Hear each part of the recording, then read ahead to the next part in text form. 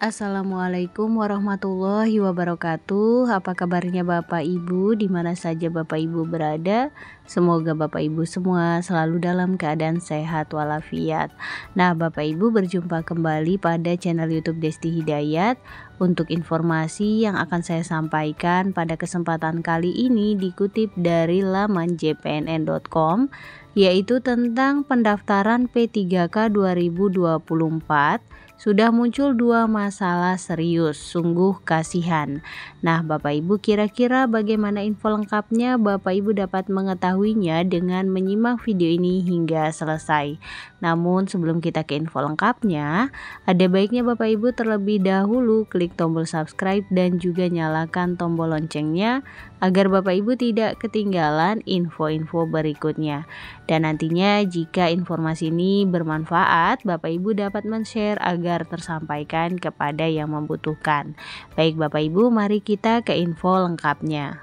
Nah Bapak Ibu, untuk kita ketahui bersama hingga hari ketiga masa pendaftaran P3K 2024 gelombang pertama sudah muncul dua masalah serius yang dialami sebagian pelamar. Bapak Ibu, diketahui pendaftaran P3K 2024 gelombang pertama dibuka pada tanggal 1 hingga 20 Oktober 2024.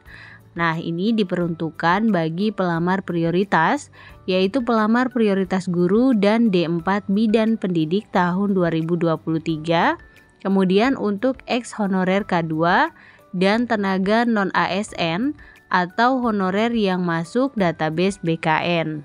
Nah, Bapak Ibu, dua masalah yang muncul berkaitan dengan pelamar kategori prioritas 1 dan honorer K2. Nah, berikut ini ada dua masalah serius yang muncul hingga hari ketiga masa pendaftaran P3K 2024. Yang pertama yaitu P1 swasta tidak mengantongi izin dari yayasan. Diketahui yang dimaksud P1 merupakan peserta seleksi P3K 2021 yang sudah lulus passing grade tetapi hingga saat ini belum mendapatkan formasi. Nah Bapak Ibu, P1 ini tidak hanya guru honorer yang mengajar di sekolah negeri. Sebagian dari mereka merupakan guru di sekolah swasta atau P1 swasta.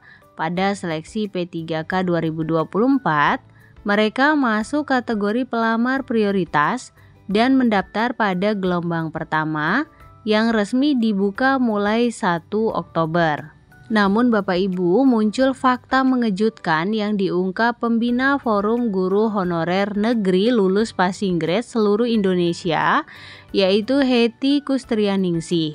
Dia mengungkapkan hampir semua P1 swasta belum bisa mendaftar pada P3K 2024 karena pihak yayasan tidak mau memberikan surat izin. Kata Hetty kepada jpnn.com pada Rabu 2 Oktober, teman-teman P1 swasta kesulitan mendapatkan surat izin yayasan sebagaimana yang dipersyaratkan Kemendikbudristek. Hetty menilai syarat yang ditetapkan Kemendikbudristek seperti buah simalakama bagi P1 swasta. Jika guru P1 tidak mengantongi izin dari yayasan, maka tidak bisa ikut pendaftaran P3K 2024. Sebaliknya Bapak Ibu, jika nekat ikut pendaftaran P3K 2024 tanpa izin, maka dianggap mengundurkan diri dari sekolah tempatnya mengajar. Nah, tentu saja resiko yang dihadapi cukup besar, yakni menjadi pengangguran. Mereka baru bisa bekerja lagi setelah menerima SK P3K 2024.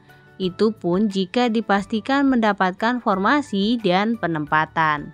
Hetty juga mengucapkan bahwa ia bersedih, ya Allah kasihan sekali banyak yang akhirnya mengundurkan diri karena tidak mendapatkan izin dari yayasan. Nah Bapak Ibu, itu dia tadi masalah yang pertama yang muncul.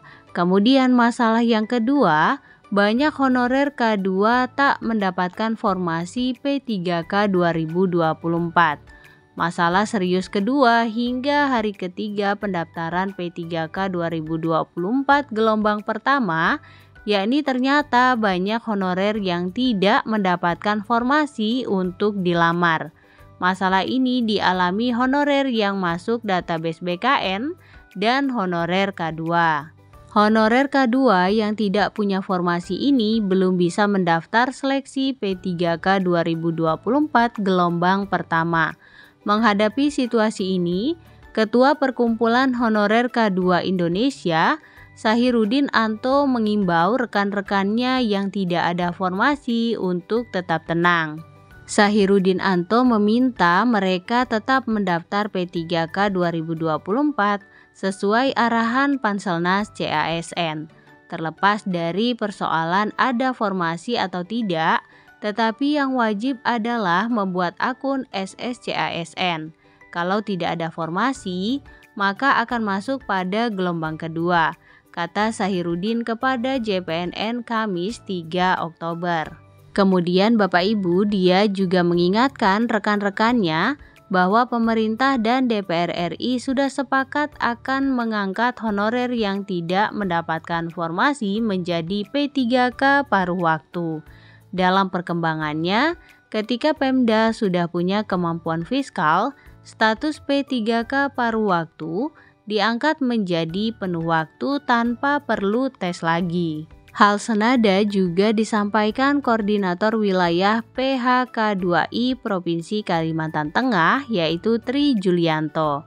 Dia juga mengingatkan seluruh honorer untuk mendaftar seleksi P3K 2024 dan mengikuti seluruh tahapan. Meski tidak ada formasinya, harus tetap mendaftar. Peluang perubahan status di tahun ini bila tidak mendaftar akan ditinggal. Harapan perubahan status akan tidak ada lagi, katanya. Nah, Bapak Ibu, itu dia tadi informasi mengenai dua permasalahan yang muncul pada hari ketiga pendaftaran seleksi P3K, dan tentu saja ini akan membuat para honorer yang sudah berstatus P1 dan juga ex-THK2 bersedih. Nah, Bapak Ibu, bagaimana tanggapan Bapak Ibu semua? Bapak Ibu dapat menuliskannya di kolom komentar. Baik Bapak Ibu, demikian informasi yang dapat saya sampaikan. Semoga menambah wawasan, bermanfaat bagi Bapak Ibu semua. Jangan lupa untuk share video ini, berikan like pada video ini, klik tombol subscribe dan juga nyalakan tombol loncengnya agar Bapak Ibu tidak ketinggalan info-info berikutnya. Baik Bapak Ibu, terima kasih. Assalamualaikum warahmatullahi wabarakatuh.